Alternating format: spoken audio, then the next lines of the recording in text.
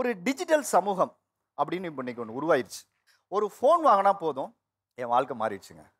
ஒரு ஸ்மார்ட் ஃபோனை வச்சு வாழ்க்கை தொலைஞ்சு போச்சுன்னு சொல்லிக்கிட்டு இருந்த பெற்றோர்களுக்கு மத்தியில் ஒரு ஸ்மார்ட் ஃபோன் என் வாழ்க்கையை மாற்றிடுச்சு, என்னை ஒரு தொழிலதிபர் ஆக்கிட்டாங்க, என்னை ஒரு ஸ்டார் ஆக்கிடுச்சு. அதுக்கு காரணம் ஒரு யூடியூப்போட வளர்ச்சி, புரட்சி. யூடியூபுக்கே வந்து பார்த்தீங்கன்னா இப்போ தான் அவர் அடல்ட் ஆயிருக்காரு. ஒரு 19 வயசாயிருக்கு. 18 முடிஞ்சு இப்போ தான் ஒரு 19ல் கால் எடுத்து வச்சிருக்காரு. அப்படி இருக்கும்போது நாம் இந்த டிஜிட்டல் யாராவது சரியாக புரிஞ்சுக்கிட்டோமா, சரியாக கையாளுறோமா? இது ஒரு பேபி ஸ்டெப் தான். குழந்தைகள் எப்பவுமே விழுந்து விழுந்து எந்திரிப்பாங்க. எந்திரிக்கும் போது ஒரு தடுமாற்றத்தோட தான் இந்த நடை இருக்கும். இந்த தள்ளாட்டத்தை தான் நாம் இப்போ பேச போகிறோம். நாம் எங்கே தள்ளாடுறோம், எங்கே ஸ்டெடியாக இருக்கோம், இந்த வாக்ஸ் பாப் ஜேர்னலிசமை கரெக்டாக ஹேண்டில் பண்ணுறோமா? செகண்ட் வேர்ல்டு வாருக்கு அப்புறமாக இந்த கல்ச்சர் உருவாயிருக்கு அப்படின்னு சொல்கிறாங்க. இந்த ஜேர்னலிசம்ல இந்த கல்ச்சர் உருவாகிறதுக்கு மிக முக்கியமான காரணம் மக்கள் என்ன சொல்கிறாங்கன்னு நாங்கள் மக்கள்கிட்ட கொண்டு போய் சொல்லணும். மக்கள் கருத்தை மக்கள்கிட்ட கொண்டு போய் சரியாக கொண்டு போய் சேர்க்குறோமா அப்படிங்கிறதா இன்னைக்கான ஒரு பெரிய விவாதம். Digital vox pop versus original vox பாப்ஸ்.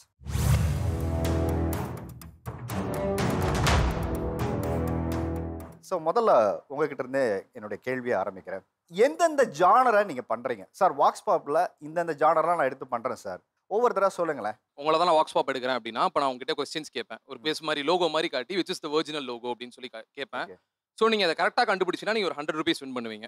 அந்த 100 rupees நான் உங்களுக்கு தராமல் உங்களோட ஐடி மட்டும் வாங்கிட்டு நான் ஒரு ஹோம்லெஸ் பீப்புளுக்கு ஃபீட் பண்ணிடுவேன். அந்த 100 ரூபாய்க்கு சாப்பாடு வாங்கி கொடுத்து உங்கள் ஐடி மட்டும் டேக் பண்ணிடுவேன். நீங்கள் ஒரு குட் டீட்ல உங்களோட பங்கு இருக்க மாதிரி இருக்கும். ஸோ இந்த மாதிரி நான் ஜெயிக்கிற 100 ரூபாயை சில பேருக்கு நீங்கள் உதவி பண்ணுவீங்க. ஆமாம் சார். யாருக்கு இல்லையோ அவங்களுக்கு நான் உதவி பண்ணிட்டு சொல்லுங்க. நான் வந்து பார்த்தீங்கன்னா கேர்ள்ஸ் டாக் கியூட்டான கேர்ள்ஸ்லாம் இருப்பாங்க பார்த்தீங்களா? இந்த வீஜில் பார்த்தீங்கன்னா கேர்ள்ஸ் கூட இன்டர்வியூவில் எடுக்க பார்த்தீங்கன்னா, ஸோ இது பண்ணலாம், நம்ம இது பண்ணணும், நிறைய கேர்ள்ஸ் கிட்ட பேசலாம், சீன் போடலாம், பசங்களுக்கு கெத்து காமிக்கலாம். ஸோ அதுக்காக ஆரம்பிச்சுட்டு கியூட்டான கேர்ள்ஸ் யாராவது பாண்டிச்சேரியில் போகிறாங்கன்னா அவங்க இன்டர்வியூ எடுத்துட்டு அது பசங்கிட்ட காமி பார்த்து மச்சான் இந்த பொண்ணை பேசினேன். இப்போ நம்ம சும்மா இன்டர்வியூ தான் எடுத்துருப்பேன், அவங்ககிட்ட போய் நான் பேசினேன், நம்பர் கொடுத்தேன், இன்ஸ்டாகிராம்லாம் வாங்கினேன் சொல்லி ஒரு கெத்துக்காக ஆரம்பிச்சது. இப்போ வந்து ரொம்ப பிடிச்சி பண்ணுறேன், சந்தோஷமா இருக்கு. இல்லை நீங்கள் பேசும்போதே எனக்கு தெரியுது எவ்வளோ வைப்பில் இருக்கீங்கன்னு. உண்மையாலே எனக்கே ஃபீல் ஆகுது. மனசு அப்படியே உள்ளே இருந்து அப்படி உள்ளே இருந்து வருது. அப்படியே க்யூட் கேர்ள்ஸ் கிட்ட நான் பேசுவேன். ஷூட் போனால் பாண்டிச்சேரி மட்டும் தான் போவேன், வேற எங்கேயும் போக மாட்டேன். எதுக்கு அங்கே மட்டும் நல்லா இருப்பாங்க, வேற நீங்களாம் பார்த்தீங்கன்னா நல்லா இருக்க மாட்டாங்க. இல்லை உங்கள் கண்ணிலே தெரியுது, நிறையா பேசுவோம். கொடுங்க கண்ணில் ஒளி வெட்டம் தெரியுது. எங்கள் ஊர் பகுதியில் இருக்கிற திறமைகளை வெளியே கொண்டு வரதுக்காக நான் ஆரம்பித்தேன். பொதுவாக பார்த்தீங்கன்னா நான் இருக்கிறது ஸ்லம்போர்டு. சென்னைனாலே கண்ணகி நகர், செம்மஞ்சேரி, பெரும்பாக்கம் ஹவுசிங் போர்டுனாலே ஒரு மாதிரியான ஒரு டாட் இருக்கும். அதெல்லாம் மாற்றணும், அங்கே இருக்கிற திறமைகளை வந்து வெளியே கொண்டு வரணும். அங்கே இருக்கிற ஸ்டூடெண்ட்ஸு எத்தனையோ பேர் வக்கீல்ஸ் இருக்காங்க, எத்தனையோ பேர் டாக்டர்ஸ் இருக்காங்க, ஐடி ஊழியர் இருக்காங்க. பட் அவங்களெல்லாம் மறந்துட்டு ஒரு சின்ன சின்ன குற்றங்களை தான் வந்து சென்னையில் அவுட் ஆஃப் ஃபுல்லாக தெரியுது. ஏன்னா நானே உணர்ந்திருக்கேன், என்னையே வந்து ஹவுசிங் போர்டுன்னு சொல்லிட்டு ஒதுக்கியிருக்காங்க. பட் அதெல்லாம் மாற்றணும் சொல்லிட்டு அங்கே இருக்கிற திறமைகளை வந்து வெளியே கொண்டு வருவேன். பட் அங்கே பகுதியில் உள்ள யார் வந்தாலும், ஒரு எம்எல்ஏ, எம்பி, கவுன்சிலர், மினிஸ்டர் யார் வந்தாலும் முதல்ல அவங்களை இன்டர்வியூ பண்ணுவேன் தனியாக. அவங்க எதுக்கு வந்துக்கிறாங்க, என்ன பண்ண போகிறாங்க, மக்கள்கிட்ட போய் சேர்ப்பேன். மக்கள்கிட்ட குறைகளை வந்து அவங்ககிட்ட போய் சேர்ப்பேன். அது மட்டும் இல்லாமல் என்னுடைய பாப்பா அவங்களுக்கும் ஒரு சேனல் ஆரம்பிச்சு. அப்பா வந்து பொண்ணை இன்ட்ரடியூஸ் பண்ண வேண்டியதில்லை. எனக்கு தெரிஞ்ச அந்த பொண்ணு தான் இப்போ உங்களை இன்ட்ரடியூஸ் பண்ண வேண்டிய நிலைமைக்கு ஸ்டார் ஆயிடுச்சுன்னு நினைக்கிறேன். அதுவே ஒரு பெரிய வளர்ச்சி தான். நான் என்ன கேட்பேன்னா 15 வயசு கீழே உள்ள பசங்களை தான் கேட்பேன். உங்களுக்கு என்ன தெரியும், பாட்டு பாட தெரியுமா, டான்ஸ் ஆட தெரியுமா, புஷ்அப் எடுப்பீங்களா, உங்களுக்கு தெரிஞ்சதை பண்ணுங்கன்னுவேன். டைலாக் கேட்பேன், பாட்டு பாட தெரிஞ்சுன்னா பாட்டு பாடுங்க, ஆனால் ஒரு பாட்டு ஃபுல்லாக பாடணும் அப்படின்னுவேன். எய்ம் எல்லாம் கேட்டு டார்ச்சர் பண்ணியாமே நீ? உங்கள் எய்ம் கூட தெரியாதா உங்களுக்கு? அது கூட தெரியாமையா இருக்கீங்க அப்படிலாம் கேட்குறியாமே நீ? நான் நாமக்கல்லேருந்து வந்திருக்கேன். ஏன்னா ஊர் பேரை காப்பாற்ற சொல்லிட்டாங்க, வந்தோடனே ஊர் பேரை சொல்லிடுறேன். வந்து நாங்கள் வந்து எந்த மாதிரி பண்ணுறோம்னாங்கன்னா, ஒவ்வொரு கேட்டகரி வைஸ் ஒர்க் பண்ணுறாங்கல்லண்ணா, இப்போ டிரைவரு, மெக்கானிக் அண்ணா, பூ கட்டுறவங்க, இந்த மாதிரி அவங்களோட ஃபீல்டில் இருக்கவங்களோட கஷ்டங்களை ப்ளஸ் அவங்க வந்து அதையும் அவ்வளோ கஷ்டத்துலையும் அந்த ஒர்க் பண்ணுறாங்க அப்படிங்கிறதையும் சேர்த்து பண்ணுறதுக்காக இது ஸ்டார்ட் பண்ணியிருக்கோம். அதுவும் இல்லாமல் எங்கள் ஊரில் வந்து நாமக்கல், சேலம், கரூர் சைடு வந்து பப்ளிக் ஒப்பீனியன் வந்து பொண்ணுங்க அவ்வளோக்கா எடுக்க மாட்டாங்க. அதனால் இந்த கேட்டகரி எனக்கு கொஞ்சம் ஈஸியாக இருந்ததுனால இதை எடுத்துக்கிட்டோம். ஹாய் சார், என்னோட நேம் விக்கி சந்திரன். என்னோட கண்டென்ட்ஸ் வந்து எந்த மாதிரியான கண்டென்ட்ஸ் அப்படின்னா, ஓல்டா இருக்க பீப்புள்ஸ் கிட்ட போய் வந்து பேசுறது. இல்லை திரும்புங்க, என்னங்க அது? இது வந்து மைக் சார். மைக்கா அது? Mic sir. இந்த இடத்துல பார்த்தீங்கன்னா விஜே அப்படின்னு சொல்லிட்டு எழுதியிருக்கேன். விஜே, ஆமாம் சார். பயங்கரமாக வேலை செய்றீங்களே. பெண்களோட தனிப்பட்ட ஆசைகள், விருப்பங்கள் இருக்கும். ஒரு பெண்ணா தான் என்ன பண்ணணும்னு நினைக்கிறாங்க, அதை அவங்க சொல்லாமல் இருப்பாங்க. வேணும்னா மட்டும் அவங்க கிட்ட கேட்டு நாங்கள் போடுவோம். அதுக்கப்புறம் ஒரு டைம் இந்த உமன்ஸ் டே நடந்தது. அப்போ வந்து கையில் நாப்கின் எடுத்துகிட்டு போயிட்டு உமன்ஸ்கிட்ட கேட்காம நம்ம எல்லாருமே பசங்க கிட்ட போய் கேட்குறோம். இதை பார்த்த உடனே உங்களுக்கு என்ன தோணுது அப்படின்னு கேட்டப்போ யாருமே வந்து இதை பற்றி பேசலை. அப்போ நான் அந்த நாப்கினை எடுத்துட்டு இதை பார்த்த பற்றி நான் ஒரு 2 நிமிஷம் பேசுகிறேன். அங்கே இருக்கக்கூடிய ஆண்கள் எல்லாருமே அதை பார்த்துட்டு பேச வந்தாங்க. அப்போ வந்து பெண்கள் கூச்சப்படாமல் இருக்கணும்னா ஃபஸ்ட்டு ஆண்கள் கூச்சப்படாமல் பேசணும் அப்படின்னு பெண்களோட ஆசைகளையும் விருப்பங்களையும் வெளியே எடுத்து சொல்கிற ஒரு விதமாக நான் பண்ணியிருக்கேன். எங்கள் சேனல் நேம் வந்து வாலு மீடியா. நான் வந்து கானா சாங்ஸ்லாம் பாடுவேன். அதுக்காக ஸ்டார்ட் பண்ணது. பாடுங்களேன், ஒரு பாட்டு கேட்போம். இந்த ஷோ வச்சே பாடலாமா சார்? தாராளமாக பாடுங்க. வா தமிழாவா ஷோல்ல தான் பார்த்தேண்டி உன்னை, கிரீனு சுடி போட்டுக்குன்னு ஸ்டைலா நின்ன, மேக்னட்டு கண்ணு மட்டும் இழுக்குதுடி என்ன, மைண்டு எல்லாம் மாறுது நீ என்ன பண்ண, காலு மேல காலை போட்டு சைட்டு அடிக்கவா, கன்னத்துல கட்டி பிடிச்சி முத்தம் கொடுக்கவா, கனவுல தான் மிதக்கிறேன் உன்னோட நினப்புல, சிக்கன் ரைஸை வாங்கும் போது சூடு பட்டுச்சு அடுப்புல, ஆழமான மனசுல இருக்கிறன்னா குளிரில்ல, முன்னால கண்ணால கொல்லாத, கண்ணால நீ கொல்லாதடி வாச்சால. ஜஸ்ட் ஃபார் ஃபன் தான் சார்.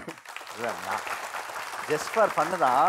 மனசில் இருக்கிறதெல்லாம் பொங்கி அப்படி கொட்டிட்டீங்களே, நீங்கள் தப்பாக நினச்சிக்காதீங்கம்மா. அவர் சும்மா சந்தோஷமாக பாடியிருக்காரு. நம்ம என்ன மாதிரி டாபிக்ஸ்லாம் எடுக்கிறதுனா சேனல் பெரிய பிளாட்ஃபார்ம் டாக்னா அந்த பிளாட்ஃபார்ம்ஸில் போவாங்க இல்லையா, ஸோ அவங்களெல்லாம் கூப்பிட்டு இன்டர்வியூ எடுக்கிறது. இவங்க சொன்ன எல்லா கண்டென்ட்டுமே எடுப்போனே. இப்போ அழகான ஒரு பெண்கள் போனாங்கன்னு வச்சுக்கோங்களேன், பசங்க எப்போதுமே அப்படி தான் ஒரு கவிதை சொல்கிறது. சரி, இப்போ ஒரு கவிதை சொல்லுங்கள் டக்குன்னு. கவிதை அதே க்ரீன் சுடிக்கு சொல்லாமா? இல்லை பொதுவாக கூட சொல்லிடலானே. இல்லை, மனசில் இருக்கிறத சொல்லிடுங்க. இரவில் நிலா வரும் என்று அனைவருக்கும் தெரியும், பகலிலும் வருமா என்று உன்னை பார்த்த பின்பு தான் எனக்கும் தெரியும். ஸோ இந்த மாதிரி கவிதைகள் அழகான பெண்கள். எனக்கு எந்த சம்மந்தம் இல்லாமா, நான் ஏதோ ஜென்ரலாக தான் ஒரு கொஸ்டின் கேட்டேன். ஸோ நம்ம நோக்கம் அப்படி என்டர்டைன்மெண்ட்டாக இருக்கணும்னே, அப்படி தான் பார்க்குறது. இப்போ ரீசெண்டாக வாட் இன்சைட் ஹேண்ட்பேக், அவங்க ஹேண்ட்பேக்கில் என்ன வேணால் வச்சிருப்பா, நம்ம முக்கியம் கிடையாது, பட் எடுப்போம். ஏன்னா ஒரு பெண்களுக்கு இன்னொரு பெண்ணை பார்க்கறது பிடிக்கும்ல, என்னதான் அந்த பொண்ணு வச்சிருக்கு அப்படின்னு இருக்கலாம். ஸோ இந்த பொண்ணு இந்த இதை எங்கே வாங்கியிருக்கும், ஸோ அந்த மாதிரி விஷயங்கள் இது வழியாக பொது சேவை. அழகாவே பேசுறீங்க. இது மாதிரி ஒரு பொது சேவைகள் செய்யறது அப்படி ஆடிக்கிட்டே நீங்க பேசுறீங்களா, வந்துருது. அதான் பார்த்து அட்மையர் பண்ணிட்டே இருக்கேன். நீங்க பேசுறதுக்குள்ள உங்க தலை அப்படியே டக டக டகடா ஆடிட்டு இருக்கு. அதான் இந்த மாதிரி தான் என்டர்டைன்மெண்ட் தான், நம்ம பொறுத்த வரைக்கும் என்டர்டைன்மெண்ட் அவ்வளோதான். வாக்ஸ் பாப்ல எந்த ஜானரை எக்ஸ்ப்ளோர் பண்ணவே இல்லைங்க நம்ம ஊர்ல எல்லாம். இதெல்லாம் ரொம்ப முக்கியமானது, இவங்களாம் எக்ஸ்ப்ளோரே இன்னும் பண்ணலாம் அந்த ஏரியாலாம் அப்படின்னா எந்த மாதிரி ஜானர்ஸ் நீங்கள் சொல்லுவீங்க? அதாவது எல்லா சேனலுக்குமே வந்து சென்சார் இருக்கும் சார். சில கண்டென்ட் பேச முடியும், நியூஸில் கூட அவங்க எந்த அளவுக்கு பேசணும் அப்படிங்கக்கூடிய ஒரு வரையறை இருக்கும். சென்சாரே இல்லாதது பார்த்தீங்கன்னா இவங்க பண்ணக்கூடிய மீடியம் ஒரு 10% கூட இன்னும் அதில் வளரலாம் அப்படின்னு சொல்லி சொன்னால் கல்வி சார்ந்து எந்த யூடியூபர்ஸாவது வளர்ந்து வந்திருக்கிறாங்களா அப்படின்னா ரொம்ப ரொம்ப குறைவு. நான் சொல்லக்கூடிய கல்வி சார்ந்தது அப்படிங்கிறது என்னன்னா, வெறுமனே இன்னைக்கு ஸ்கூலுக்கு போனியா, உனக்கு ஸ்கூல் எப்படி இருந்துச்சு இப்படி கேட்கல. உதாரணத்துக்கு 2020 தேசிய புதிய கல்விக் கொள்கையை வந்து அறிமுகப்படுத்துறாங்க. பெரிய அளவுல வந்து இந்தியா முழுவதும் பிரளயம் ஆகுது. அது சம்பந்தப்பட்ட கல்வியாளர்கள்ட்ட எந்த விஜேயாவது போய் பேசுறாங்களா? பேசியிருப்பாங்க. எல்லாத்துலேயுமே எக்ஸப்ஷன்ஸ் இருக்கு. ஆனா நான் கேட்கறது பெரும்பான்மையானவர்கள்ட்ட வந்துட்டு கேட்கிறேன். அதாவது நீ விர்ஜினா இல்லையான்னு கேட்கக்கூடிய விஜே, உனக்கு கல்வி சம்பந்தப்பட்ட விஷயத்துல நீங்க இதுல நீங்க என்ன ஒப்பீனியன் சொல்றீங்க அப்படின்னு சொல்லிட்டு பப்ளிக்ட போய் மைக்கு கொடுக்கறதுல அவங்களுக்கு நிறைய தயக்கம் இருக்கு. ஏன் அதை பண்ண மாட்டேங்கிறாங்க? என்ன தயக்கம் இருக்குன்னு சார், நினைக்கிறீங்க? இவங்க என்ன பேஸ்ல முதல்ல இயங்குறாங்கன்றத பார்க்கணும் சார். ரெண்டே விஷயம், ஒன்னு என்டர்டைன்மெண்ட், இன்னொன்னு தன்னை எக்ஸ்ப்ளோர் பண்ணிக்கிறது. நான் இதன் மூலமா வளர்றேன், அதே போல வந்துட்டு என்டர்டைன்மெண்ட் கொடுக்குறேன். இதுதான் இவங்களுடைய பேஸ். இவங்க கொடுக்கக்கூடிய கண்டென்ட் தனிநபர் வளர்ச்சிக்கு உதவுதா? ரெண்டாவது, சமூக வளர்ச்சிக்கு உதவுதா? குறைந்தபட்சம் நாடு வந்து வளர்ச்சி அடைகிறதுக்கு அதுல ஏதாவது ஒரு பங்கு இருக்குதா? இதுதான் நம்ம கேட்குறோம். சார் ஆக்சுவலாக அவங்க சொன்னாங்க அந்த மாதிரி ஒரு லைக் பொண்ணு வந்துட்டு க்யூட்டாக இருந்தால் நான் எடுப்பேன், லைக் பாண்டிச்சேரியில் இருக்கிற பொண்ணுங்க தான் க்யூட்டாக இருப்பாங்கன்னு. ஸோ எனக்கு தெரிஞ்சு இவங்கெல்லாம் என்ன பண்ணுறாங்கன்னா, விஜேஸ்லாம் வந்துட்டு ஒரு ஸ்டாண்டர்டை ஃபிக்ஸ் பண்ணுறாங்கன்னு நினைக்கிறேன். அதாவது எப்படின்னா, ஒரு அழகுங்கிறது கலர் தான், அறிவுங்கிறது மார்க் தான், மதிப்புங்கிறது வியூஸ் கமெண்ட் ஷேர் ஆயிட்டு சார். சமூகத்தில் சில விஷயங்களை அவங்க தொடலையோ அப்படின்னு நான் ஃபீல் பண்ணுறேன். என்ன அப்படின்னா, குறிப்பாக திருநங்கைகளை பற்றி பெரிய அளவில் யாரும் பேசலையோ, மெயின் ஸ்ட்ரீம் மீடியாவே பேசாது. அவங்க இன்னமும் எல்லா பேருந்து நிலையத்திலையும் பிச்சை எடுக்கக்கூடிய சூழ்நிலை அவங்க இருக்காங்க. அப்போ அவங்களுக்கு ஏதாவது நீங்கள் பண்ணீங்களா? அவங்கள நீங்கள் வெளிக்கொண்ட அளவுக்கு ஏதாவது நீங்கள் பண்ணியிருக்கீங்களா? ஸோ இந்த மாதிரி விஷயங்கள் இன்னும் பண்ணலையோ அப்படின்னு எனக்கு தெரியுது. பெரிய ஆடியன்ஸுக்கான இதை ஒரு கண்டென்ட்டாக நம்ம எடுத்துகிட்டு போகிறதே இல்லை. ஏன்னா அவங்க மைனாரிட்டியாக இருக்கிறதுனால நம்ம அவங்கள பற்றி பேசுகிறதோ அவங்கள பற்றி விவாதிக்கிறதோ நம்ம கடந்து போயிடுறோம். இந்த மாதிரி தான் நான் கேட்குறேன். இந்த மாதிரி எந்தெந்த தலைப்பை இன்னும் விவாதிக்கலை, எந்த கண்டென்ட்டையும் தொடவே இல்லை, எந்த ஜானரை தொடலை சொல்லுங்கள். வாக்ஸ் பாப் பொறுத்தவரை இவங்க சொல்கிறது பெரும்பகுதியாக எக்ஸ்ப்ளோர் பண்ணுறாங்க. ஆனால் இப்போ என்னை பொறுத்த வரைக்கும் வாக்ஸ் பாப்புன்றது வெறும் கேள்வி கேட்கறது மட்டும் இல்லாமல் அது வந்து டேபிளில் ரெடி ஆகிற விதத்தில் தான் இருக்குது. அங்கே வந்து அந்த கிரியேட்டரோடைய இன்டென்ஷனும் அது வந்து ஒரு கிராஃப்டாகவும் மாறுது. இப்போ வந்து இந்த வாக்ஸ் பாப்பை பேசும்போது இங்கே வந்து என்ன எமோஷ்னலாக பேசுனாங்கன்னா மண்ணிலே ஈரம் உண்டுன்னு ஒன்று போட்டு பண்ணாங்கன்னா அது வந்து அடிஷ்னலாக இருக்கக்கூடிய அவங்களுடைய ஆக்சுவல் எமோஷனோட ரொம்ப ட்ரிகரிங்காகவும் இல்லாட்டி ரொம்ப நம்மளையே கூட உருக்குலைய வைக்கிற அளவுக்கான எமோஷன்ஸ் வரும். அதில் குறிப்பாக சொல்லணும்னா இவங்க வந்து நிறைய நம்ம எல்லாருமே வந்து வாக்ஸ் பாப் வந்து முன்ன இருந்த தன்மையோட இப்போ நிறைய டீசென்ட்ரலைஸ் ஆகிருக்கு. அவங்க சொன்னாங்க இல்லையா, நாமக்கல்ல இருந்து வந்திருக்கேன், இல்லாட்டி நான் இங்கே மையப்படுத்தி எடுக்கிறேன் இப்படின்னு சொல்லிட்டு ரொம்ப டீசென்ட்ரலைஸ் ஆனதுனால அந்த லைஃப் நமக்கு புரிய ஆரம்பிக்குது. ஆனால் அதில் உள்ள சிக்கலாக எனக்கு எப்படி படம்னா, எப்பவுமே வந்து ஒரு புது விஷயம் வரும்போது பயங்கரமாக வெடிக்கும். அதுக்கப்புறம் தான் அதில் வந்து எது வந்து எத்திக்கலான விஷயங்கள்னு தெரியும். இப்போ அந்த ஒரு ஸ்டேஜில் தான் இப்போ இருக்குது. ஓகே, வேற சொல்லுங்கள். எனக்கு வந்து தெரிஞ்ச வரைக்கும் வரலாறு பற்றி இவங்க பேசுறதே இல்லை. வரலாற்றை பத்தி பேசுவதே கிடையாது. அரசியல் பேசணும்னா வரலாறை முதல்ல அடிப்படையா தெரிஞ்சுக்கிட்டா தான் நம்ம பேச முடியும். இவங்க எலெக்ஷனை பத்தி பேசுவாங்க, எந்த கேண்டிடேட் நிக்கிறாங்க உங்க ஏரியாலன்னு போய் கேட்டா கூட அவங்களுக்கு சொல்ல தெரியாது. 10 பேர் ஏதாவது கிண்டலா குப்பை சுப்பன்னு சொல்றதுதான் இவங்க வீடியோ போட்டுட்டு இருப்பாங்களே ஒழிய யாரு முக்கியமான ஆளு, அவங்க என்ன அந்த தொகுதிக்கு பண்ணிருக்காங்க அப்படிங்கறத எடுத்து போடுற அளவுக்கு அவங்களுக்கே அந்த டேபிள் ஒர்க் இவர் சொன்ன மாதிரி இருக்காது. மற்ற விஷயங்களை தான் காமெடியா இருக்கிறத சொல்லிட்டு சொல்ல வேண்டிய விஷயங்களை மிஸ் பண்ணிடுறாங்க. ஏதாவது பண்றதுக்கு முன்னாடி முதல்ல வரலாற்றை பத்தி பேசுறது நமக்கு ரொம்ப ஒரு ஐடியாவில் தெரிஞ்சுக்கணும். உங்க மேல வைக்கக்கூடிய குற்றச்சாட்டாவே என்ன இருக்குன்னா, ஒரு உழைப்பு தேவையுடைய கண்டென்ட்லாம் நாங்கள் பண்றதில்ல, நீங்க எல்லாத்தையும் செல் பண்றீங்க. உங்களுக்கு அது மேல நம்பிக்கை இல்லையா, இல்லை வியூஸ் போகாதா, இல்லை உங்களுக்கு அதில் ஆர்வம் இல்லையா? நான் கண்டென்ட் எடுத்திருக்கேன் சார். ஒரு பையன் சென்னையில் வந்து அவன் சயின்டிஸ்ட் 52 விஷயம் வந்து அவன் கண்டுபிடிச்சிருக்கான் சரிங்களா. நான் அப்லோட் பண்ணேன், ஆனால் நீ யூஸ் போல. ஒரு நாள் 4-5 வீடியோ பண்ணேன், நீ யூஸ் போல. ஆனால் நான் இன்வெஸ்ட் பண்ணுறேன், இன்வெஸ்ட் பண்ணிட்டு கேமராமேன் கூப்பிட்றேன், கேமரா எடுக்கிறேன், இன்வெஸ்ட் பண்ணி எனக்கு காசு வரல. ஸோ நான் என்ன பண்ணேன், இந்த மாதிரி வீடியோ போட்டால் எனக்கு காசு வருது. ஸோ நான் அந்த மாதிரி வீடியோ பாப்புலரான அந்த மாதிரி வீடியோஸ்லாம் பண்ண ஆரம்பித்தேன். ஓகே, இப்போ என்ன சொல்கிறாங்கன்னா எஜுகேஷனான வீடியோ வந்து இல்லைன்னு சொல்கிறாங்க. யூடியூப்பில் போட்டால் 100 வீடியோ வரும். உங்கள் பசங்க கிட்ட நீங்கள் சின்ன வயசில் வந்து எஜுகேஷன் சர்ச் பண்ணி அது பார்க்க வைங்க. இப்போ அவர் சொல்கிறாரு, நீங்கள் அவர் ஃபோன் எடுத்து பாருங்கள் அவர் என்ன வீடியோ பார்க்குறான்னு. அவர் ஒரு அழகான பொண்ணு இருந்துச்சுன்னா கண்டிப்பாக ஒரு 5 செகண்ட்ஸ் பார்ப்பாரு. ஸ்டடிஸ் மாதிரி இருந்துச்சுன்னா 1 செகண்ட் பார்க்க மாட்டாரு. ஏன்னா சர்ச் பண்ணி பாருங்க, யூடியூப் பாருங்க, இப்பயே பாருங்க சார். அப்ப கண்டென்ட்டுக்காக தான் வீடியோஸ் போடுறீங்களா? எல்லாரும் சோஷியல் சர்வீஸ் பண்றேன் அது இதுன்னு சொல்றீங்களே, கண்டென்ட்டுக்காக தான் வீடியோ போடுறீங்களா? லைக்குக்காக தான் வீடியோ போடுறீங்களா? அதுல வர நல்ல கண்டென்ட்லாம் பண்றோம். நல்ல கண்டென்ட் பண்ணும்போது நீங்க எதுக்கு பார்க்க மாட்டீங்க, எதுக்கு வியூஸ் தர மாட்டீங்க? நல்ல கண்டென்ட் போடும்போது நீங்க பாத்தீங்கன்னா ஒரு நிமிஷம் உங்களுக்கு காசு வந்தா நாங்க எதுக்கு அந்த மாதிரி வீடியோஸ்லாம் பண்ண போறோம்? நீங்க வந்து ஒரு பொண்ணு வந்து ஆஃப் ட்ரெஸ் போட்டு வீடியோ பண்ணி போட்டா எங்களுக்கு 1 மில்லியன் வியூஸ் போகுது, நிறைய இன்கம் வருது. சோ ஒரு வீடியோ போட்டு எனக்கு ஒரு யூஸே இல்ல. அப்ப அக்செப்ட் பண்ணிக்கிறீங்களா? அந்த மாதிரி வல்கரா தான் வீடியோ போடுறோம் அக்செப்ட் பண்ணிக்கிறீங்களா? அப்படி அக்செப்ட் பண்ணிக்கிறீங்க? அந்த வீடியோ தான் பாக்குறீங்க, அக்செப்ட் பண்றீங்களா? நீங்க அந்த மாதிரி வீடியோ பாக்குறீங்களா?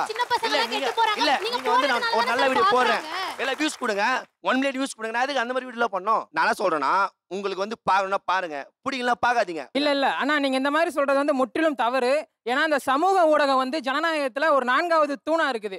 அப்ப நீங்க வந்து உங்களோட சர்டிபிகேஷனுக்கு வந்து நீங்க இந்த ஜேனரை வந்து கண்டிப்பா சூஸ் பண்ணிருக்கவே கூடாது. பொதுமக்களுக்காக தான் நீங்க இப்ப பேசுறதெல்லாம் ஒரு பொதுமக்களா இருந்து பேசிருந்தீங்கன்னா நான் ஏத்திருப்பேன்.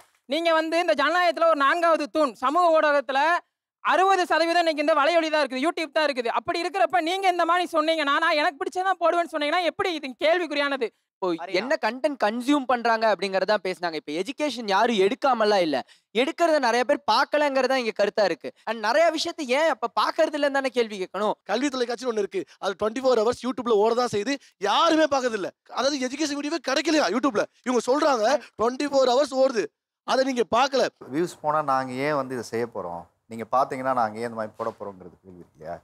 செக்ஸ் புக்கு அதிகமா சேல் ஆகுது, அப்துல் கலாம் புக்கு அதிகமா போறதில்லை. வேணுங்கிறவங்க தான் போய் படிக்கிறான், பைபிள் வேணுங்கிறவங்க தான் போய் பார்க்குறான், கீதா வேணுங்கிறவங்க தான் போய் படிக்கிறான். அப்போ எது இங்கே அதிகமாக ஈர்க்கப்படுதோ இல்லை வியாபாரத்துக்கு நம்ம ஒரு விஷயத்த தேவைப்படுதோ அதை மட்டும் விற்கிறது நம்ம பொறுப்பு இல்லையே. நீங்கள் சமூக ஊடக பொறுப்பில் இருக்கீங்க, உங்கள் தேவைக்காக பண்ணுறேங்கிறது எனக்கு சொல்கிறது புரியுது. ஆனால் அது ரெஸ்பான்சிபிளோட நீங்கள் அதை பதில் சொல்லணுங்கிறத நான் உங்கள்கிட்ட கேட்குறேன். சார் அவர் சொன்னார் எஜுகேஷன் பற்றி எதுவுமே போடுறது இல்லைன்னு. நானும் என் தங்கச்சியுமே ஜென்ரல் நாலேஜ்லாம் போட்டோம். 3 மாதம் தொடர்ந்து ஜென்ரல் நாலேஜ் பற்றி பேசி போட்டோம். ஆனால் யாருமே பார்க்கல, ஒரு வியூஸ் கூட போல. என் தங்கச்சி வியூஸ் போல நான் வரமாட்டேன்ட்டா. அதுக்கப்புறம் நான் வந்து பீச்சுக்கு போய் பசங்க கிட்ட 15 ஏஜ் கீழே உள்ளவங்க கிட்ட போய் பாட்டு பாடுறீங்களா, அப்புறம் உங்களுக்கு என்ன தெரியும் அதெல்லாம் பண்ணுங்கன்னு கேட்க ஆரம்பிச்சேன். அதுதான் வியூஸ் போச்சு. அறிவு சார்ந்த கேள்வி கேட்டால் எதுவுமே போவே மாட்டேங்குது. இப்போ உங்களுக்கு எவ்வளோ வியூஸ் இருக்கு? உங்கள் சேனலுக்கு எவ்வளோ வியூஸ் இருக்கு? 35K. 35K வச்சிருக்கீங்களா? இப்போ நீங்கள் பண்ணலாம்ல, 10 வீடியோ போட்டிங்கன்னா ஒரு 2 வீடியோ அது மாதிரி போடலாமே. இதுதான் நான் என்ன சொல்கிறேன்னா, உங்களுடைய ஊடக தர்மத்தை இடையே நீங்கள் எப்படி ஆடியன்ஸை நல்ல விதமாக இன்ஃப்ளூயன்ஸ் பண்ணுறவங்களுக்கு வாய்ப்பு கடவுள் கொடுத்துருக்கான். எல்லாருக்கும் அந்த மாற்றத்துக்கான வாய்ப்பை கொடுக்கறதில்ல. இந்த 35K வச்சுருக்கீங்க, 500K வச்சுருக்கீங்க, 1 மில்லியன் வச்சுருக்கீங்கன்னா உங்கள் வருமானத்திற்காக நிறைய வீடியோ போடுங்க. உங்களுடைய இந்த சோஷியல் ரெஸ்பான்சிபிலிட்டியோட ஒரு 2 வீடியோ போடுங்க, ஒரு வீடியோ போடுங்க தான் அவங்க கேட்குறாங்க. பண்ணுறீங்களா? அண்ணா ஆக்சுவலி நாங்கள் வந்து நான் அந்த சைடு உட்கார வேண்டிய ஆள் தான். ஒரு 1.5 மந்த்துக்கு முன்னாடி நான் வந்திருந்தேன்னா சீரியஸி நான் அந்த பக்கம் தான் உட்காந்துருக்கணும். ஏன்னா 1 மந்த்துக்கு முன்னாடி வந்திருந்தா அந்த பக்கம் தான் உட்காந்துருப்பேன். ஏன்னா எனக்குமே இந்த சைடு இருக்கிறவங்க எல்லாத்து பக்கமே நிறைய கோவம் இருந்துச்சு. ஆக்சுவலி நான் வந்து சீரியஸாக சேனல்னு ஒன்று ஸ்டார்ட் பண்ணணும்னு ஆரம்பிச்சது வந்து அவங்கள பார்த்து கடுப்புல ஆரம்பிச்சது தான் ஒன்று. ஏன்னா இது வந்து பப்ளிக் ரிவ்யூங்கிறது வந்து ஒரு தனிப்பட்ட நபரோட கருத்தை நம்ம வந்து பொதுமக்கள்கிட்ட கொண்டு போகிறோம். ஆக்சுவலி நம்ம மீடியாவும் கிடையாது, பொதுமக்களும் கிடையாது, நடுவில் இன்டர்மீடியேட். ஸோ அப்படி இருக்கப்ப அந்த கருத்தை வந்து அவங்க இப்போ வந்து எப்படி சொல்கிறது, ஒரு பொண்ணு போய் மயக்க நீட்டினாலே அது தப்பாகவே பேசலாம், எப்படி வேணால் நம்ம பேசலாம், டபுள் மீனிங்கில் பேசலாம், இந்த மாதிரி தான் நினைக்கிறாங்க. ஸோ அது வந்து கரெக்டாக பண்ணுங்கிற ஒரு கண்ணோட்டத்தில் ஆரம்பிச்சது தான். எனக்கு அதெல்லாம் விடுங்க. நான் என்ன கேட்குறேன், நீங்கள் நாமக்கல்லேருந்து வரீங்க, ஒரு ரூரலில் ஏன்னா இங்கே எல்லாம் சிட்டியோட எக்ஸ்போஷர் வேறு. அந்த மாதிரி ஒரு ஊரில் இருந்து ஒரு பெண்ணாக ஒரு மைக்கு தூக்கிட்டு இன்னைக்கு போய் நானும் ஒரு ஆங்கரா, நானும் ஒரு கண்டென்ட் கிரியேட்டரா மாறுறதுல இருக்கிற சேலஞ்ச் என்ன சொல்லுங்க? நீங்க என்ன சீரியஸா சொல்றேன், ஒரு பிச்சைக்காரங்க லெவலுக்கு தான் நாங்க அந்த இடத்துல நின்றுருக்கேன். ஆக்சுவலி அதுதான் உண்மை. ஏன்னா மைக் எடுத்துட்டு போய் ஒரு 100 பேர்கிட்ட கேட்டோம்னா 98 பேர் பேச மாட்டேன்னு தான் சொல்லுவாங்க. நீங்க ஒரு பெண் மைக் எடுத்துட்டு போகும்போது பேச மாட்டேன்னு தான் சொல்றாங்க. அதுவும் ஒரு பொண்ணே பேச மாட்டேங்கிறாங்கன்னா, நாமக்கல் பஸ் ஸ்டாண்ட்ல நாமக்கல்ல பத்தி நான் கேட்டிருக்கேன். ஒரு தம்பி நின்று பேசியிருக்கான், நடுவுல அந்த பொண்ணு ஃபோக்கஸே இல்லை, நடுவில் ஒரு மூலையில் நிற்குது. அக்கா இந்த வீடியோவை டெலீட் பண்ணிடுங்க, எங்கள் வீட்டில் பார்த்தா பிரச்சனை ஆயிரும் அப்படிங்கிறாங்க. அந்த பொண்ணுக்காக அது 1 lakh வியூஸ் போச்சு இன்ஸ்டாவில். ஸோ நான் அந்த பொண்ணுக்காகவே அந்த வீடியோவை டெலீட் பண்ணேன். ஏன்னா நான் பண்ணுறது கரெக்டு தான், பட் அவங்களுக்கு தப்பாக போட்டே ஆகக்கூடாதுங்கிறதுக்கோசரம் அதை டெலீட் பண்ணிட்டேன். வியூஸ்க்காக இது சத்தியமாக பண்ணலாம். இப்போ கூட இந்த அண்ணா பேசுகிறப்ப ஏன்டா மைக்கை கொடுத்தாங்க, ஆக்சுவலி இந்த பக்கம் இருக்கிறது தப்பாக தான் அவங்க போர்ட்ரே பண்ணியிருக்காங்க. அந்த மறுபடியும் அவங்க கைக்கு மைக்கு போகக்கூடாதுன்னு தான் நான் இப்போ யோசிக்கிறேன். அவங்க பேசுறது சத்தியமா கரெக்டுன்னு நான் சொல்லவே மாட்டேனா, தப்பு. அவங்க சொன்னாங்க ஒரு பொண்ணு இது ட்ரெஸ் இந்த மாதிரி கேவலமா வந்து நின்னாதான் பாக்குறாங்க. அப்படியேப்பட்ட பாக்குறவங்க தேவையில்ல. ஏன்னா ஒரு பொண்ணை தப்பா பாக்குறான்னா அவன் தான் தப்பா பேசுவான். அவன் தான் ஒரு சின்ன பிள்ளைகிட்ட இருந்து பெரியங்கிட்ட வரைக்கும் கேவலமா நடந்துக்குவான். அப்படியேப்பட்டவன் நமக்கு தேவையா? நம்ம என்ன சொல்றது, இப்ப இந்த இடத்துல உட்காந்துருக்கீங்க, சின்னதா ஒரு தப்பு பண்ணா கூட அது பெருசா தான் வரும். சின்னதா இவங்க பாக்குறாங்கன்னு நம்ம ஆரம்பிச்சு விட்டுட்டோம்னா அது பெருசா தான் வெடிக்கும். 8 வயசு குழந்தைய ரேப் பண்றான், அதெல்லாம் யார் ஸ்டார்ட் பண்றது? இந்த மாதிரி சின்ன சின்ன விஷயம் தான் ஸ்டார்ட் பண்ணுது. அது தப்பாக கூடாது. எவன் தப்பு பண்ணாலும் சரி, நம்ம தப்பு பண்ணக்கூடாது. இப்போ அவங்க சொல்றதுல இருந்து நம்ம எடுத்துக்க வேண்டியது என்ன இருக்குன்னா, நீங்கெல்லாம் இன்னைக்கு ஒரு டிஜிட்டல் கம்யூனிட்டி ஆயிட்டீங்க. நீங்கெல்லாம் தெரிஞ்சோ தெரியாமலோ ஒரு வாரியர்ஸாக தான் இருக்கீங்க. எதை நோக்கி நீங்கள் வார் பண்ணுறோங்கிறதா இப்போ கிளாரிட்டி வேணும் நமக்கு. நம்ம சர்வைவலுக்காக ஒரு கண்டென்ட் பண்ணுறோம் இல்லைங்களா? உங்கள் வார் எதை நோக்கி, வியாபாரத்தை மட்டும் நோக்கியா, என்னுடைய பை நிறையிறதை நோக்கியா, இந்த சமூக பொறுப்பு நோக்கியாங்கிறதா அவங்களுடைய கேள்வியாக அங்கே இருக்குது. உங்களுடைய ரெஸ்பான்சிபிலிட்டிஸ் என்ன? அதே நேரத்தில் இவங்க எதை மக்கள் பார்வையாக கொண்டு போய் சேர்க்கணும்னு நினைக்கிறாங்களோ அது இன்னும் சரியாக சேர்க்கலைங்கிற ஆதத்தில் தான் பேசிட்டு இருக்காங்க. வியூஸ் இன்னைக்கு நல்ல கண்டென்ட்டுக்கு போக மாட்டேங்குன்னு ரொம்ப குற்றச்சாட்டு சொல்கிறாங்க. ஒரு கண்டென்ட்டை போடுறதுக்கு ஒருத்தனுடைய பெரிய உழைப்பு இருக்குது, அதுக்கு ஒரு பொருளாதாரம் இருக்குது. ஒரு கேமரா வாங்கணும், எடிட் பண்ணணும். சில பேர் 1 man ஆர்மியாக அவனே எடிட் பண்ணி போடுறான், சில பேர் இல்லைனா ஹையர் பண்ண வேண்டியது இருக்குது. அதுக்கப்புறம் அவங்களுடைய ஃபுல் டைம் இதை பிஸ்னஸ் ஆனதுக்கப்புறம் இதில் ஒரு இன்கம் ஜென்ரேட் பண்ண வேண்டியது இருக்குது. இதை நம்பி தான் அவருடைய பொருளாதாரம் இருக்குது. அப்படிங்கும்போது ஏன் சார் நல்ல வீடியோக்கு வியூஸ் போக மாட்டேங்குதுன்னு ஒரு ஆதங்கமாக ஒரு கேள்வி கேட்குறாங்க. நாங்கள் போட ரெடியாக இருக்கோம் சார், நீங்கள் பார்க்க ரெடியாக இருக்காங்களா சார் அப்படின்னு அவங்க உங்களை நோக்கி ஒரு குற்றச்சாட்டு வைக்கிறாங்களா? அதுக்கு உங்களுடைய பதில் என்ன சார்? ஆக்சுவலாக அவங்க சொல்கிறாங்க எஜுகேஷனல் வீடியோ போட்டு வியூஸ் போடல. நானும் போட்டிருக்கோம் சார், நானும் ஃப்ரெண்ட்ஸும் 12 மில்லியன் வியூஸ் போயிருக்கு எஜுகேஷனல் வீடியோ தான். ஸோ தேவைப்படுறத தேவையானது மாதிரி போட்டால் அவங்க தேவையும் பூர்த்தியாகும், எங்கள் தேவையும் பூர்த்தியாகும். அதுதான் நான் சொல்கிறேன் சார். போட தெரியலங்கிறீங்க. ஆமாம் சார். அதை வந்துட்டு இப்போ ஒரு நார்மல் கண்டென்ட் அவங்க எவ்வளோ என்கேஜிங்காக கொடுக்க முடியுமோ, எவ்வளோ என்டர்டைனிங்காக கொடுக்க முடியுமோ அப்படி அவங்க பார்க்குறாங்க. பட் அதே ஒரு எஜுகேஷனல் வீடியோனா அவங்களுக்கே போர் ஆயிடுது, இதெல்லாம் பண்ணணுமா? ஸோ அந்த ஃபர்ஸ்ட் பண்ணணும்னு நினச்சாதான் அதில் புதுசாக இமேஜினேஷனை கொண்டு வர முடியும். அதை மக்கள் விரும்புவாங்க, அதை அவங்க பண்ணுறது இல்லைன்னு நான் சொல்கிறேன் சார். போரை பற்றின கண்டென்ட் நிறைய பேர் பார்க்குறாங்க. அது பலவிதமான விழிப்புணர்வை ஏற்படுத்துது. அது ஒரு பக்கம் வியூஸாவும் அதிகமா தான் வருது. ஸோ அப்படின்னு பார்க்குற பட்சத்துல ஒரு நல்ல கன்டென்ட் வந்து இயல்பாவே வந்து அதோடைய வியூவர்ஷிப்ப வந்து அடையும் தான் நினைக்கிறேன். ஆனா அட் த சேம் டைம் என்னன்னா, நல்ல கன்டென்ட் பண்றவங்க ஒரு சில மனக்கடலுக்கு உள்ளாக வேண்டியதா இருக்கு. ஒரு மெனக்கெடல் பண்ணணும் மனக்கடல் பண்ணணும். அது போக வந்து கொஞ்சம் மன தைரியமும் வேணும். அது போகாத சமயத்துல. ஸோ இது 2மே இருந்துச்சுன்னா, ஒரு கன்சிஸ்டென்ட்டா ஒரு ஒர்க் பண்ணும்போது, அது வந்து இயல்பாவே வந்து அதோடைய பலன வந்து அடையும் தான் நினைக்கிறேன். நிறைய சேனல் எக்ஸிஸ்டிங்காக இருக்குன்னு சொல்கிறீங்க இல்லையா? இதை சார்ந்து ஆல்ரெடி சக்ஸஸ்ஃபுல்லாக நல்ல கான்டென்ட் பண்ணிகிட்டு இருக்காங்கன்னு நீங்கள் சொல்கிறீங்க இல்லையா? அதையே இவங்க பண்ணணும்னு நீங்கள் எதிர்பார்க்குறீங்க? இது வேற ஒரு ஜானர் தான் அவங்க பண்ணுறாங்க. அதை பண்ணுறதுக்கு நிறைய பேர் அவங்க இருக்காங்கல்ல, அதையே இவங்க கிட்ட பண்ணணும்னு எதிர்பார்க்குறீங்க? ஏன் அவங்க கிட்ட நாங்கள் எதிர்பார்க்குறோன்னா, ஆக்சுவலி அவங்க வந்துட்டு இருக்கிறதையும் குலைக்கிறாங்க தான் நான் சொல்ல முடியும். பெண்கள் வந்துட்டு போய் நாங்கள் கேட்டால் கூட வந்துட்டு சொல்ல மாட்டேங்கிறாங்க அப்படின்னு சொன்னாங்க இல்லையா? ஸோ அந்த ஒரு நிலைக்கு ஆளாக்குனதே அவங்க தான். அவங்க வந்துட்டு 18+ கொஷின்ஸ் கேட்டதுனால தான் நான் வந்துட்டு உமன்ஸ் டேக்காக பெண்கள் கிட்ட கொஷின்ஸ் கேட்கறதுக்காக தான் போனேன். அவங்களுக்கு ஆர்வம் இருக்கு, கேட்கறதுக்கு சொல்றதுக்கு ஆர்வம் இருக்கு. ஆனா அவங்க அன்கம்ஃபர்டபுளா ஃபீல் பண்றாங்க. எங்க தப்பா நம்ம ப்ரொஜெக்ட் ஆயிடுவோமோ, நல்ல விஷயம் சொன்னாலுமே எங்க தப்பா ப்ரொஜெக்ட் ஆயிடுவோமோ அப்படின்னு அவங்க அன்கம்ஃபர்டபுளா ஃபீல் பண்றாங்க.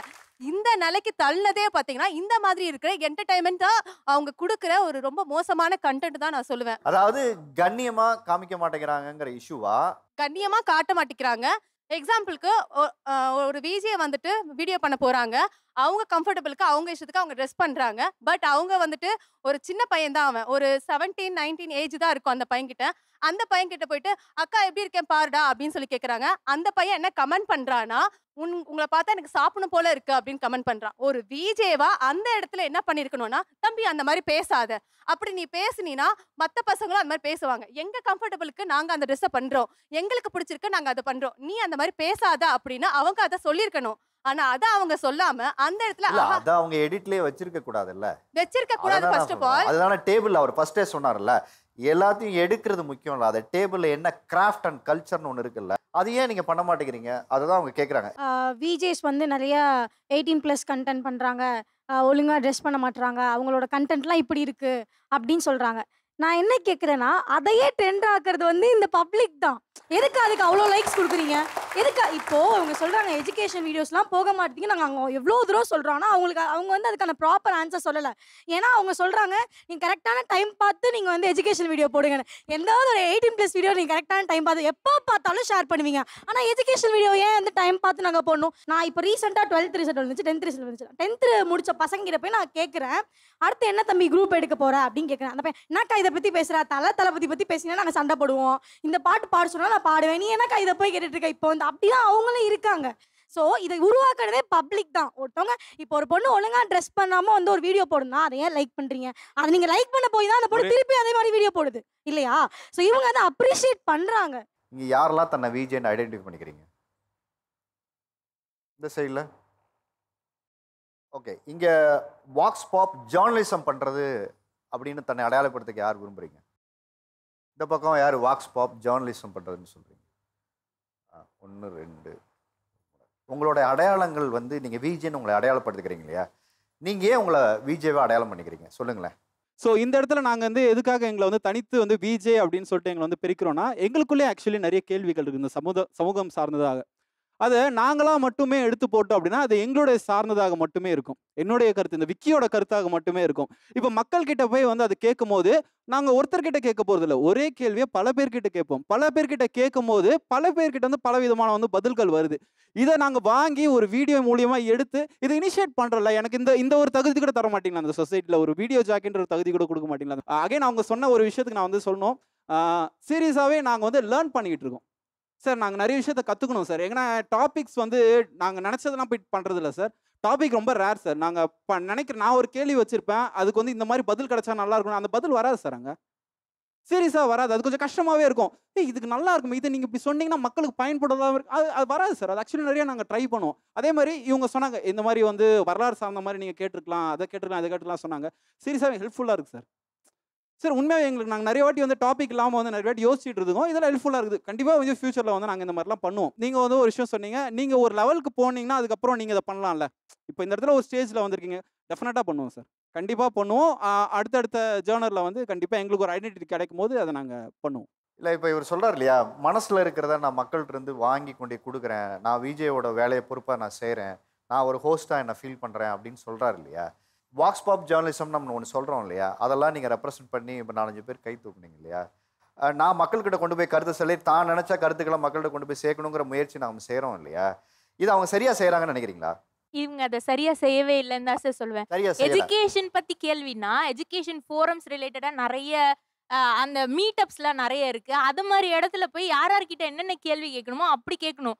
பீச்ல போய் நின்று எஜுகேஷன் பத்தி கேட்டாலோ இல்ல வந்து ரோட் சைட்ல போற இருக்கிறவங்க கிட்ட போய் எஜுகேஷன் பத்தி கேட்டாலோ அவங்களுக்கு தெரிய போறது இல்ல.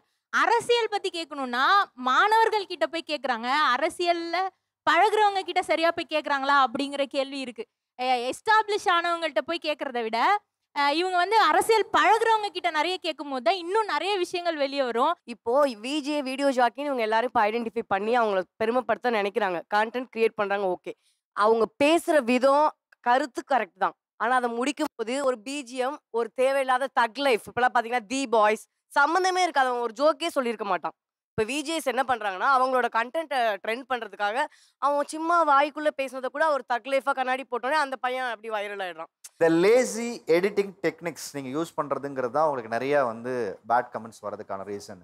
ரிப்பிட்டேட்டிவாக உங்களுக்கு நிறைய அந்த மாதிரி கண்டென்ட்ஸ் வரதுக்கு காரணம் வந்து ஜஸ்ட் லைக் தட் ஈஸியாக ஒரு கண்டென்ட்டை டீல் பண்ணுறீங்க ஒன்று பண்ணுறீங்கன்னு.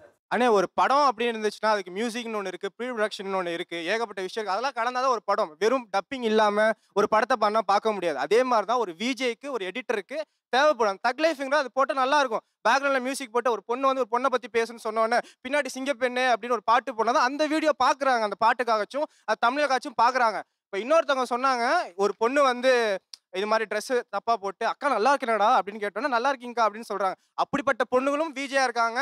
அழகா மகாலட்சுமி மாதிரி புடவை கட்டிட்டு முன்னாடி உட்காந்துருக்காங்க. பார்த்தீங்கன்னா அந்த மாதிரி விஜேஸும் நான் இருக்காங்க. நீங்க எந்த வீடியோவை தேர்ந்தெடுத்து பார்க்குறீங்களா தான் இருக்கு. இப்போ சிம்பிளான ஒரு லாஜிக் தான். எஜுகேஷனை பற்றி ஒரு வீடியோ இருக்கு, அதை ஸ்வைப் பண்ணா கீழே நீங்க நடிச்ச படம் நண்டு உருதுன்னு ஒரு பாட்டு இருக்கு. எதனா அதிகமா பார்ப்பாங்க? அந்த பாட்டு தானே. ஸோ மக்களுக்கு எதை பிடிக்குமோ அதை தான் தேர்ந்தெடுத்து நாங்கள் பண்றோம். சரி, மக்களுக்கு இது பிடிச்சிருக்கு, மக்கள் இது என்டர்டைன்மெண்ட்டா பாக்குறாங்க. விஜயோட ரெஸ்பான்சிபிலிட்டி நீங்க எத்தனை பேர் நினைக்கிறீங்க? எத்தனை பேருக்கு வந்துட்டு விஷயங்கள் தெரியும் நினைக்கிறீங்க? சில பேர் அன்எஜுகேட்டட் தான் நம்ம வீடியோஸ் வந்து அதிகமா பாக்குறாங்க. அவங்களுக்கு நம்ம சொல்லி கொடுக்கணும். விஜயோட ரெஸ்பான்சிபிலிட்டி அது. அவங்க அதை லைக் பண்றாங்க, அவங்க அதை பாக்குறாங்கன்றதுக்காக நீங்க அதே மாதிரியான வீடியோஸை போடுறதுனால யாருக்கு பாதிப்பு? எங்களை மாதிரி இருக்க பொண்ணுங்களுக்கு பாதிப்பு. அந்த மாதிரி அவங்க நீங்க பிஜிஎம் அசால்ட்டா போட்டுறீங்க. அந்த பையன் பார்த்தா சாப்பிட்ற மாதிரி இருக்கு அப்படின்னு சொன்னோன்னே பிஜிஎம் அசால்ட்டா போட்டுறீங்க. அந்த பையனோட ஏஜ்ல இருக்க எல்லாருக்கும் நீங்க என்ன மாதிரி தெரியுமா மோட்டிவ் கொடுக்குறீங்க? நீங்க எந்த பொண்ணோட வீடியோக்கு கீழே வேணா நீங்க எப்படி வேணா போய் கமெண்ட் பண்ணலாம், அது உன்னோட சுதந்திரம் சொல்லி நீங்க இது மாதிரி நீங்க பேசுறது எப்படின்னா நாங்க பண்ற அந்த 1.5 நிமிஷம் வீடியோனால தான் அந்த சமுதாயம் வந்து சீர்குலையாகிற மாதிரி பேசுறீங்க. அப்படி கிடையாது. அது பொதுமை பண்புன்னு எல்லாம் சொல்லிட்டே இருக்கீங்க திருப்பி திருப்பி திருப்பி. இந்த சமூகத்துல எல்லா மாற்றமே இந்த பொதுமைத்தன்மை எதிர்த்து தான் வந்திருக்கீங்க. வச்சுங்க, காந்தி எதிர்த்தது பிரிட்டிஷ்காரங்க கிடையாது. பிரிட்டிஷ்காரங்களுக்கு ஆதரவா அவங்களுடைய பொருளை பூரா வாங்கின பொதுமக்களை ஏற்று நீங்க சொல்ற லாஜிக் பார்த்தா பரவாயில்லையே, வாங்கிட்டு போனோம் இருக்கட்டுமே சார். இன்னொன்னு, கடவுள் இருக்காருன்னு சொன்ன எல்லா பேரும் சொன்னப்ப அவங்களுக்கு எதிரானார் பெரியார். இந்த சமூகத்துல மாற்றமே வேணாம் அப்படின்னு சொன்னப்ப பெரியார் மக்களை ஏற்று நின்னாரு. மக்களை ஏற்று எதுக்காக நின்னாருன்னா மக்கள் திருந்தெடுக்கிறக்காக நின்னாரே ஒழிய பொதுமக்களா போகணுங்கிற அர்த்தத்துல இல்லை. அவ்வளவுதான். இது ரொம்ப பியூட்டிஃபுல்லா சொல்லிட்டாரு. நல்லா கவனிங்க. நல்ல விஷயம் போய் சேரக்கு லேட் ஆகும். ஒரே தென்னை மரத்துல தான் கல்லு வருது, பதினி வருது.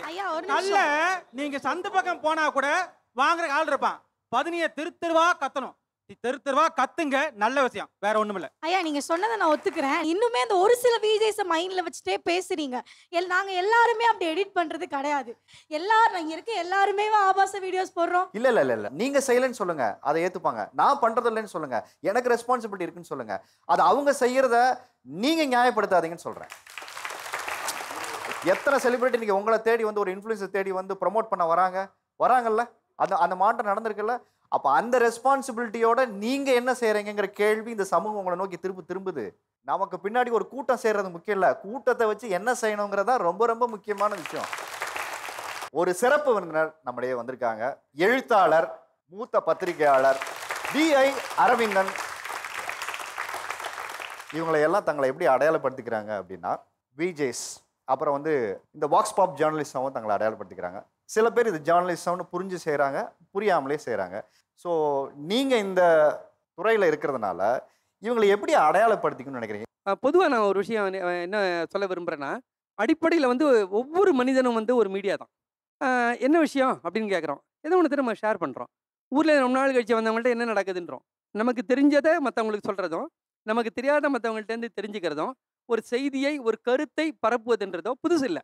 அது மனித இனம் தோன்றின காலத்துலேருந்தே நடக்கிற விஷயம்தான். நம்ம எல்லாருக்கிட்டையுமே எல்லா விஷயத்தையும் சொல்ல மாட்டோம். எல்லாருக்கிட்டையும் எல்லா விஷயத்தையும் எல்லா சமயத்துலையும் சொல்ல மாட்டோம் இல்லையா? அதை ஒத்துக்கிறீங்க இல்லையா? அப்போது நம்மள இப்போ நீங்கள் வந்து ஒரு படம் பார்க்குறீங்க. அதில் வந்து அடல்ட் கண்டென்ட் இருக்குது.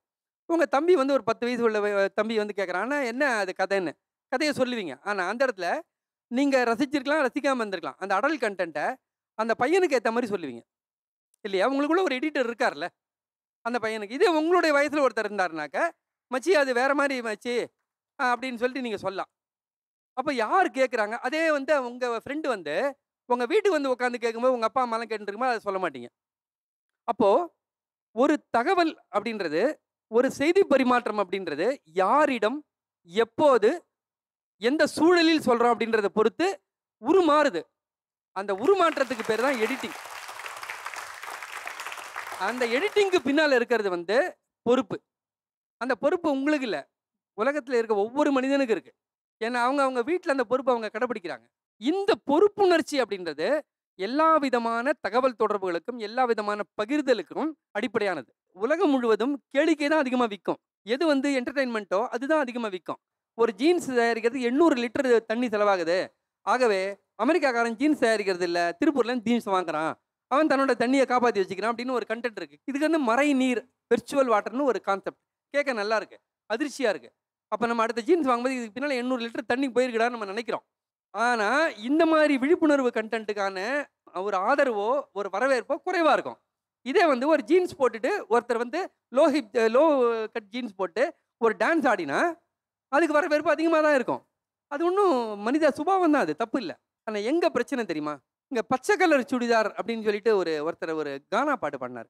அதே மாதிரி இன்னொருத்தர் வந்து ஒரு கவிதை சொன்னார் இல்லையா? ரைட்டு. 2 பேருமே ரொம்ப ஒரு ஹார்ம்லெஸ் இன்டென்ஷன் சொல்லுவாங்க.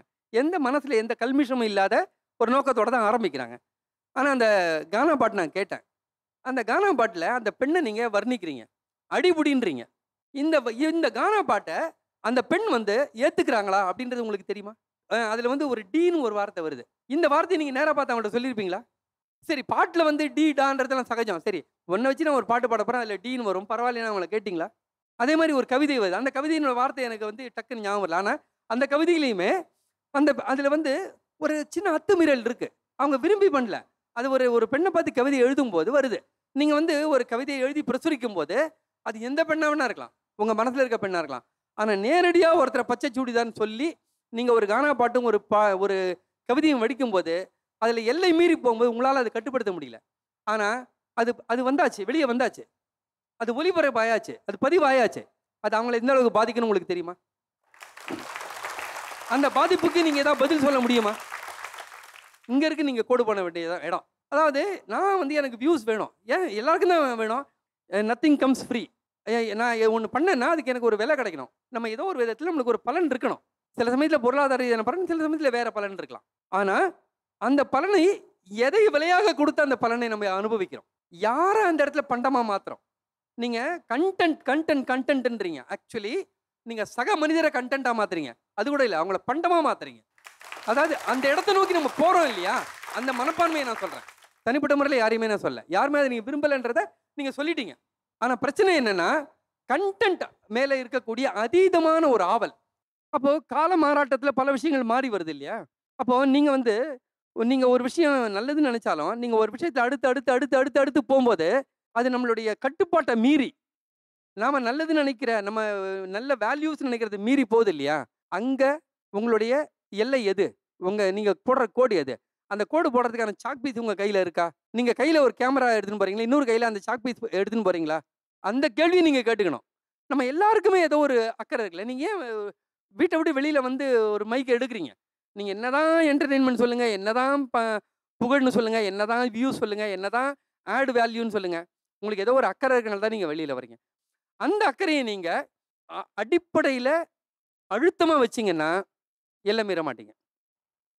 சக மனிதனை பண்டமாக மாற்ற மாட்டீங்க. ஒருத்தரை பார்த்துட்டு நீங்கள் வெர்ஜினான்றீங்க, இந்த கேள்விக்கு நான் பதில் சொல்ல விரும்பலை அப்படின்றாங்க. அது ரெண்டுமே நீங்கள் வந்து யூடியூப்பில் போடுங்க. போட்டால் என்ன நினைப்பாங்கன்னா, இந்த பொண்ணு வெர்ஜின் இல்லை அதனால் பதில் சொல்லலை அப்படி தான் நினைப்பாங்க. அந்த பொண்ணு வெர்ஜினா இல்லையான்றது பிரச்சனை இல்லை, அது நம்ம பிரச்சனை இல்லை. அது பிரச்சனையா இல்லையான்றது முடிவு பண்ண வேண்டியது கூட அவங்க தான். ஆனால் நீங்கள் இந்த கேள்வியை கேட்டு நோ கமெண்ட்ஸுன்ற பதில் வந்தால் கூட இந்த சமுதாயம் என்ன நினைக்கும்னா, அந்த பொண்ணு வந்து அப்படி தான் நினைக்கும். அப்போது நீங்கள் கேமராவை ஆன் பண்ணுறதுக்கு முன்னாடி நீங்கள் என்ன பண்ணணும்? நான் வந்து உங்கள்கிட்ட பர்சனலாக சில கேள்வி கேட்க போகிறேன். பாலுறவு சம்மந்தமாக, பாலியல் சம்மந்தமாக கேட்க போகிறேன். கேள்விகள் இதுதான், கேட்கலாமா அப்படின்னு கேட்டுட்டு தான் நீங்கள் கேமரா ஆன் பண்ணணும். இல்லைன்னா பதில் சொல்ல விருப்பம் இல்லைன்றது இங்கே எப்படி புரிந்து கொள்ளப்படும்ன்றதை நம்ம புரிஞ்சுக்கணும். எதுவுமே சும்மா வராது. எல்லா மீடியாவுக்கு இருக்கக்கூடிய ஒரு பிரச்சனை அல்லது அவங்க அடிப்படையாக பண்ண வேண்டிய ஒரு விஷயம் என்னென்னா, ஒரு விஷயத்தை எடுத்திங்கன்னா ஒரு ஐடியாவை நீங்கள் வந்து திங்க் பண்ணி அந்த ஐடியா எந்த அளவுக்கு கரெக்டாக இருக்குது, அது எந்த அளவுக்கு நம்ம ஃபோக்கஸ் பண்ணுன்றதை முடிவு பண்ணணும். ஒருத்தரோ 2 பேரோ 20 பேரோ முடிவு பண்ணணும். இது எல்லா மீடியாவுக்கும் பொருந்துறது. அப்புறமா அதை எப்படி கொண்டு போகணுன்றதை ஒரு பிளான் பண்ணணும். யார்கிட்ட கொண்டு போகணும், எது மூலமாக அதை இன்புட்ஸ் கிடைக்குன்னு பண்ணணும். இதுக்கு எல்லாத்துக்கும் பேர் என்னென்னா ஒரு சிம்பிளாக உழைப்புன்றது.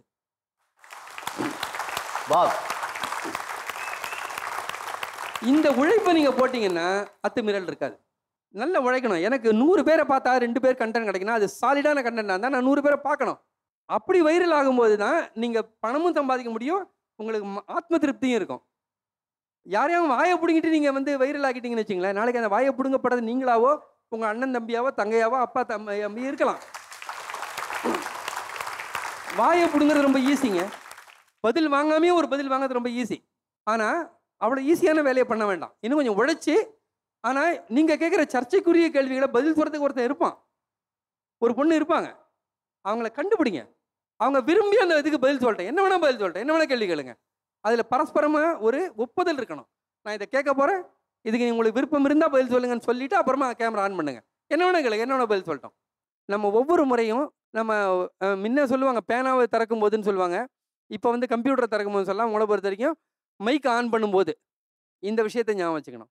உழைப்பு, பொறுப்பு, அந்த கோடு அது இருக்கணும். இது 3 இருந்ததுன்னா நம்ம வந்து இந்த மாதிரியான ஒரு குற்றச்சாட்டுக்கு ஆளாக மாட்டோம். நம்மை அறியாமலேயே நம்ம அத்துமீறோம் இல்லையா? இந்த அத்துமீறலை நம்ம தவிர்த்திடலாம். வந்த கெஸ்ட்டு வந்து எனக்கு வேலையை வைக்காமல் பிரித்து மேய்ஞ்சிட்டு போயிட்டார்.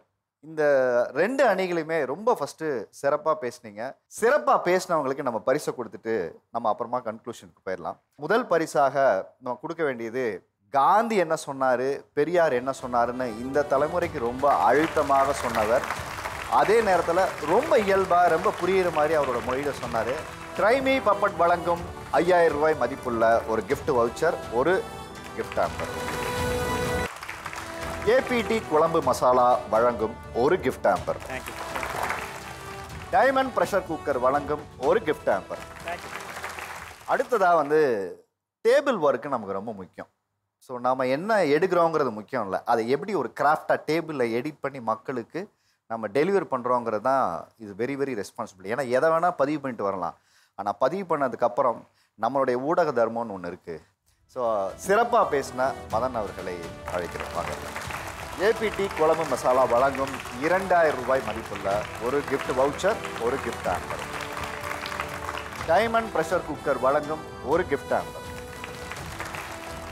நாமக்கல் மாதிரி ஒரு ஊரில் இருந்தும் ஒரு பெண் ரொம்ப சக்ஸஸ்ஃபுல்லாக பண்ணிக்கிட்டு இருக்கீங்க, வாங்கம்மா. ஏபிடி குழம்பு மசாலா வழங்கும் ஒரு கிஃப்ட் ஆம்பர். கண்ணகி நகர்னாலே எங்களுக்கு வேற ஒரு அடையாளம் இருக்குங்க, அந்த ஹவுசிங் போர்டுங்கிறத. அந்த அடையாளத்தை மாற்றணும்னு நினச்ச அந்த முயற்சி உண்மையிலே பாராட்டுக்குரியது. ஏபிடி குழம்பு மசாலா வழங்கும் ஒரு கிஃப்ட் ஆம்பர். அடுத்து வந்து ரொம்ப டிஸ்கஷன் பண்ணி ஒரு சிறப்பு பரிசு கொடுத்தே ஆகணும்னு மொத்த டீமுமே ஒவ்வொரு நாளும் நான் இன்றும் கற்றுக்கொண்டே இருக்கிறேன் அப்படிங்கிறது ரொம்ப அழகாக சொன்னார்.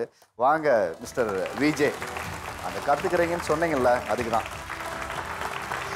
டைமண்ட் ப்ரெஷர் குக்கர் வழங்கும் ஒரு கிஃப்ட் ஆம்பர். ரொம்ப நேரமாக ஆரம்பத்துலேருந்து எல்லாரும் பேசினதையும் கேட்டாச்சு. மக்களின் குரலை எடுத்து சொல்கிற ஒரு இடத்துல இருக்கிறவங்க ஒவ்வொருத்தருக்குமே ஒரு ஊடக பொறுப்பு இருக்குங்கிறத அவர் சொல்லிட்டு போயிட்டார்.